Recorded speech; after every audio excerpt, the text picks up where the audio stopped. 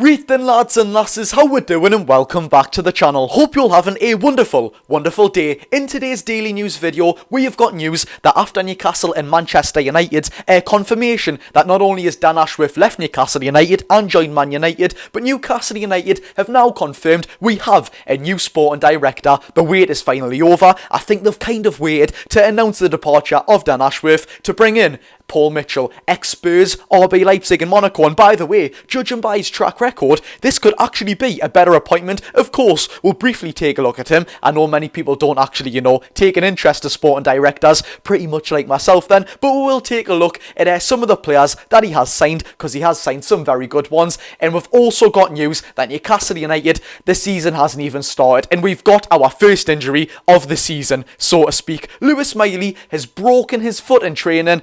Do you know what it is? I am about to say, I can't believe it, but with this club's luck, I can just about believe it. We've also got news from iPaper Sport that Newcastle United are keen on Morgan Gibbs White. We're always linked with Morgan Gibbs White, aren't we? But we will take a look, as always, on the latest. So without further ado, lads and lasses, just before we get into the video, hit the thumbs up button if you do enjoy, subscribe if you are new, and of course, let me know down below when we talk about the situations, of course. Are you happy with the appointment of Paul Mitchell? You might not know nothing about sporting directors, but of course I'll give you a little bit of background. Without further ado, let's get into it. So we will start off with Paul Mitchell, who of course is Newcastle United's new sporting director. And firstly, I do just want to say thank you so much for the support recently. Honestly, you have been smashing it, getting down in the comments, interacting with the likes, subscribing. I really do appreciate it, because I know I love making videos, and I don't know what it is, I get such a joy speaking to you all, and of course, mainly just us bonding about Newcastle United. We're creating a fantastic community over here, and if you aren't part of it already,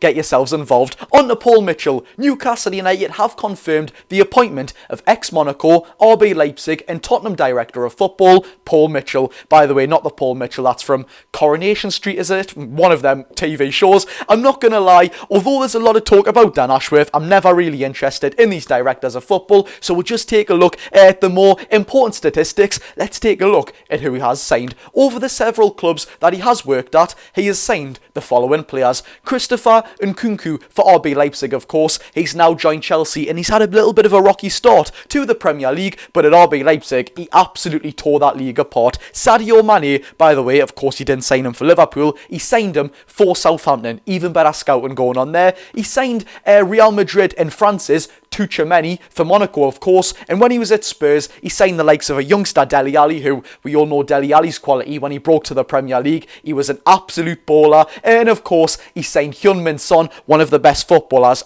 who's been very consistent for a fair few years now. He also brought Kieran Trippier to Spurs, so we've got a nice little link there as well. Fingers crossed he can keep up that reputation at Newcastle United. There we have it. That's all we're talking about sporting directors. I don't really think there should be any sort of attention chucked on these too much. It's not something I don't think many people are interested in. So without further ado, let's quickly take a look at the news we've been given about Lewis Miley. Not great news either. Lewis Miley has suffered a metatarsal injury, which of course, if you don't know what metatarsal is, it's a section of your foot, and is set to miss 12 weeks of action. That of course means that he's going to miss the entirety of pre-season. The way Lewis got this injury, by the way, you're not going to believe it, or I should say you probably should believe it. When he was out in training, he was sprinting, and he quickly turned, as you do, quickly turning when you're running, and he broke his foot by doing that. That is absolutely minimal. How on earth does that even happen? Honestly, yet again, I'm not surprised that it happens to us. It's kind of the normal now. Miley will unfortunately miss around 4 to 6 Premier League games, but if we are being real, it's not great news for Lewis Miley whatsoever. As we know, at the very back end of the last Premier League season, Lewis Miley was out with the England under-20s, I believe it was. I think they call it the England's elite team or something like that. It is just the under-20s. He went away with a Newcastle United teammate Lewis Hull and actually got injured and broke his back, I believe it was, or got a back injury or something like that. At this age, at 18 years old, it's not great to be racking up these injuries. Of course, he can't help it, but it's not good news for Newcastle United and of course Lewis Miley himself. So fingers crossed, as we all know, he is undergoing an operation in London this Monday, so fingers crossed he can be rested up all well and will be back better than ever for Newcastle United. Please, speedy recovery, Lewis, our star boy for sure. Moving on on to Morgan Gibbs White, as we've been given a little section in iPaper Sports' new article that Newcastle United are keen on Nottingham Forest midfielder / attacker Morgan Gibbs White. That pretty much tells you a lot about his versatility, probably why Eddie Howe wants him, and because he's English. We've been linked with Gibbs White for quite a few transfer windows now, and if you watch him, you will know that he's absolutely quality. The 24-year-old scored 5 goals and grabbed 10 assists last season in the Premier League, of course. That's not great numbers, but when you take a look at it, it is for a team that was on the brink of relegation. Now, if I'm going to be honest, our main priority for next season, of course, it is a right-sided centre-back, a backup striker, and a right winger, in my opinion, is the main priority. If you said to me, you can only sign one position in the summer, it would be a right winger. Morgan Gibbs White can play as a right winger. I think he played there like 5 or 6 times last season. I'm going to be honest, look, will I take Morgan Gibbs White at Newcastle United?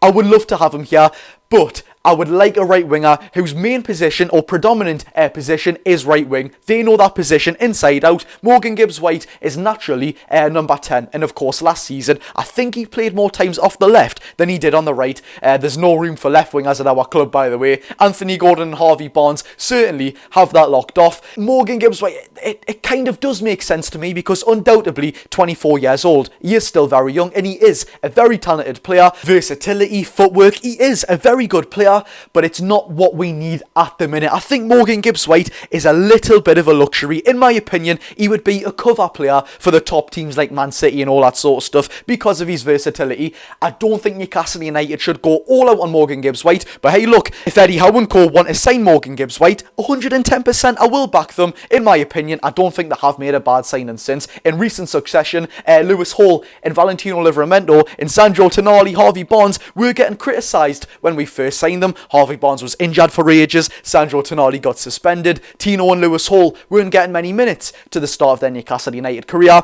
It's all turned out pretty rosy. Harvey Barnes looks like a fantastic player, although having very worrying injury issues. Lewis Hall and Tino, their talent really started to show at the back end of the season. Maybe Tino's more so through the majority of the season. And of course, Sandro Tonali, when that man comes back, he's going to be absolutely fantastic. He'll be one of the best midfielders in the world. That's my shout out there. But of course, Newcastle United are yet again linked with Morgan Gibbs White. In my opinion, I don't think I can see this one happening. If it did, I'd absolutely back him. I really do like the player, and he is them kind of players that I do like, them tricky ones, English players. I love homegrown players coming to Newcastle United and making a name for themselves. So if he came to Newcastle, I'd be absolutely buzzing, but at the same time, I want us to go big on a right winger, maybe a Chiesa, who yet again does also have injury problems, but I want us to sign a big, natural right winger. That's just my opinion. You let me know down below, would you rather look elsewhere for a right winger, or would you be happy with Morgan Gibbs White at Newcastle United? And there we have it, lads and lasses, just a little bit of a quick one today. If you did enjoy the video, hit the thumbs up button, subscribe if you are new, and of course, let me know down below, would you have Morgan Gibbs White at Newcastle United, and are you happy with the appointment of Paul Mitchell? He signed some very top players there, by the way, and